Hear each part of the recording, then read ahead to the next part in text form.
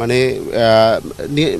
গাড়ি তোলার সাথে সাথে আমাকে ওই হ্যান্ডকাপ পরিয়ে দিল, তারপর চোখ বেঁধে দিল কালো কাপড় দিয়ে।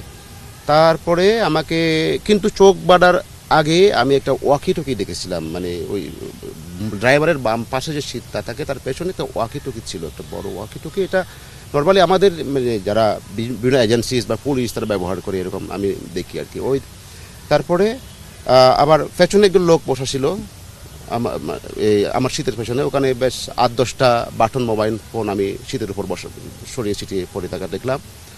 তারপরে ওখান থেকে কোথায় নিয়ে গেল তা তো আমি জানি না, কমপক্ষে আমাকে 40-50 মিনিটের মতো একটা ড্রাইভ করে একটা জায়গায় নেওয়া হয়।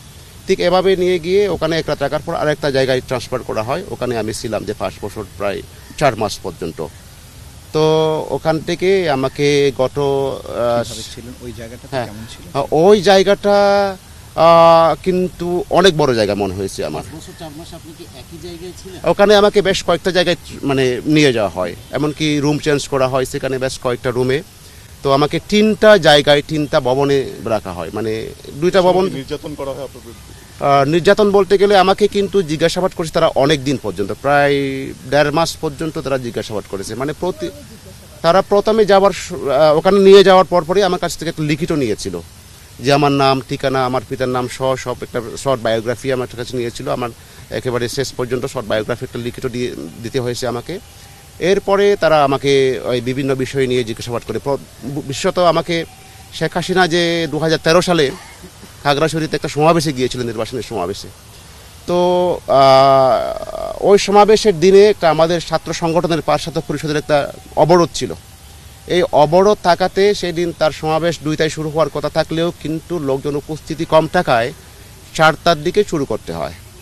তো ওই সমাবেশের দিন শেখ হাসিনা সে যে পাবলিক মিটিংয়ে বক্তব্য দেওয়ার সময় বলেছিল যে আজকে যারা অবরোধ অবরোধ দিয়েছে তাদেরকে আমি দেখে নেব, একেবারে এইভাবে এসে বলছে তাদেরকে আমি দেখে নেব, মানে এভাবেই সেখানে বলে আসলো। সেটা এখন পত্রিকায় বা বিভিন্ন এখনও আছে। সেই তার আমাকে 2-3 জন লোক কলারে ধরলো বা হাতে ধরলো, এভাবে কোমরে বেলে ধরলো। তারপরে একজন লোক মানে গাড়ির জন্য ফোন দিল, বলে তাড়াতাড়ি গাড়ি পাঠান। সাথে সাথে একটা গাড়ি চলে আসলো, সাদা মাইক্রোবাস।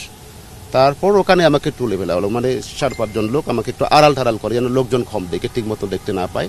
এভাবে খুব তাড়াতাড়ি গাড়ি তুলে আমাকে নিয়ে যায় কল্যাণপুর থেকে।